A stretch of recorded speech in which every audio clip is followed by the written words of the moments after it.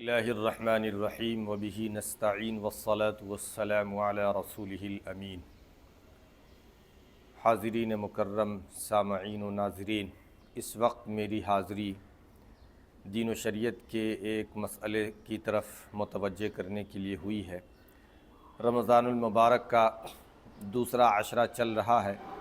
اور 2-3 دنوں بعد تیسرا عشرہ شروع ہو جائے گا۔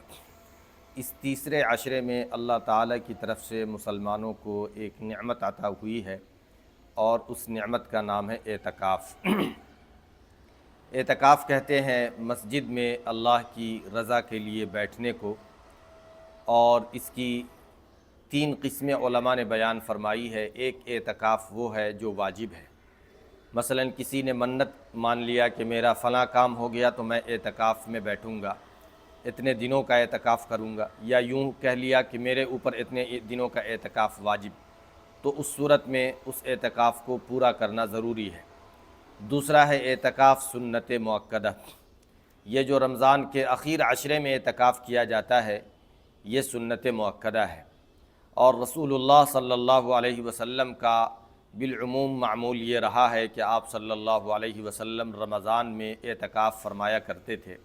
یوں تو پورے مہینے بھی حضور پاک صلی اللہ علیہ وسلم نے اعتکاف فرمایا، 20 دنوں کا بھی اعتکاف فرمایا، لیکن عام طور پر آخری عشرے کا اہتمام رہتا تھا، اس لیے علماء نے اس کو سنت مؤکدہ قرار دیا ہے۔ اعتکاف کے تیسری اعتکاف کی قسم ہے وہ ہے نفل اعتکاف۔ یہ نفل اعتکاف آدمی کبھی بھی کر سکتا ہے، البتہ کتنے دن کا کرے گا اس میں علماء کا اختلاف ہے۔ امام ابو حنیفہ فرماتے ہیں کہ 3 دن کم سے کم کرے، لیکن صاحبین فرماتے ہیں کہ کم کی کوئی مقدار نہیں ہے، آدمی 1 گھنٹے کا بھی کر سکتا ہے، 1 دن کا بھی کر سکتا ہے، 2 دن کا بھی کر سکتا ہے، اور جب بھی مسجد میں آئے تو اعتکاف کی نیت کر لے، اور یہی معمول بہا رہا ہے اور اسی پر فتویٰ دیا جاتا ہے کہ تھوڑے دیر کا بھی اعتکاف جائز اور درست ہے۔ تو یہ اعتکاف کی کل 3 قسمیں ہیں۔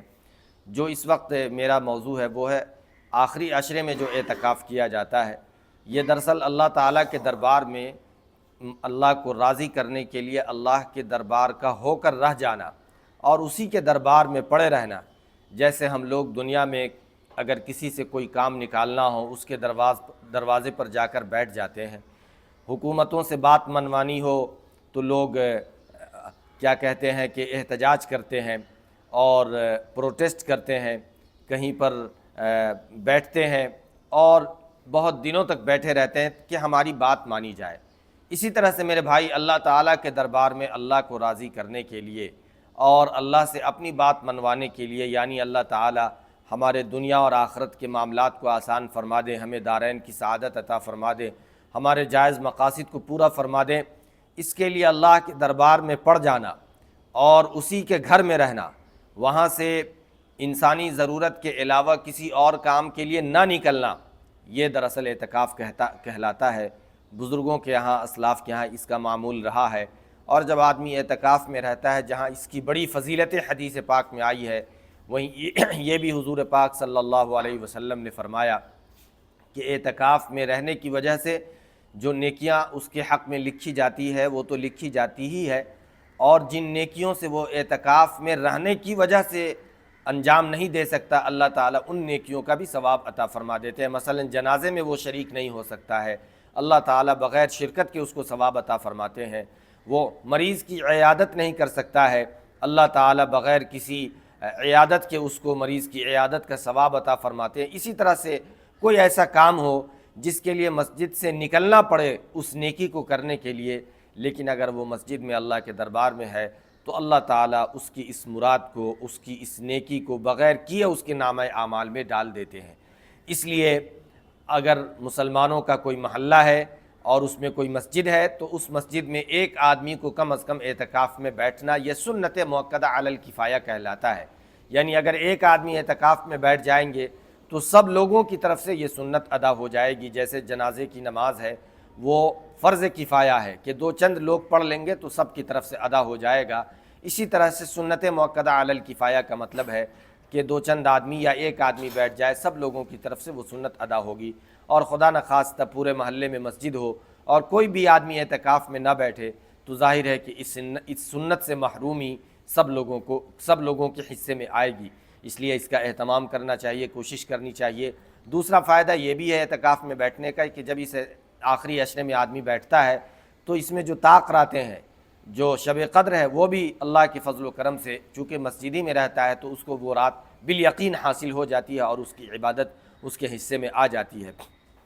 اسی طرح سے میرے بھائی، جس طرح سے مرد حضرات مسجدوں میں اعتکاف کر سکتے ہیں، اسی طرح سے ہماری بہنیں اپنے گھروں میں اعتکاف کر سکتی ہیں۔ اس کے لیے کوئی روم، کوئی جگہ خاص کر لیں اور بلا ضرورت، بغیر کسی انسانی ضرورت اور جو تقاضۂ بشری ہے اس کے علاوہ وہ اس سے باہر نہ نکلیں، اور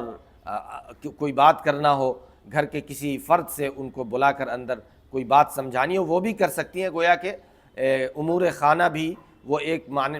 معنی میں اور ایک طور پر وہ انجام دہی دے سکتی ہیں، یعنی گھریلو کام کو بھی وہ وہاں سے ٹیکل کر سکتی ہیں اور اعتکاف بھی کر سکتی ہیں۔ تو ہماری بہنیں بھی اگر ہماری اس گزارش کو سن رہی ہوں تو وہ بھی اس بات کا اہتمام کریں، کوشش کریں کہ وہ بھی اپنے گھروں میں اعتکاف کریں۔ اللہ تعالی ہم لوگوں کو عمل کی توفیق عطا فرمائے اور اس عبادت کو اس کی تمام تر خوبیوں کے ساتھ، روحانیت کے ساتھ، سعادتوں کے ساتھ کرنے کی توفیق بخشے۔ وآخر دعوانا ان الحمد للہ رب العالمین۔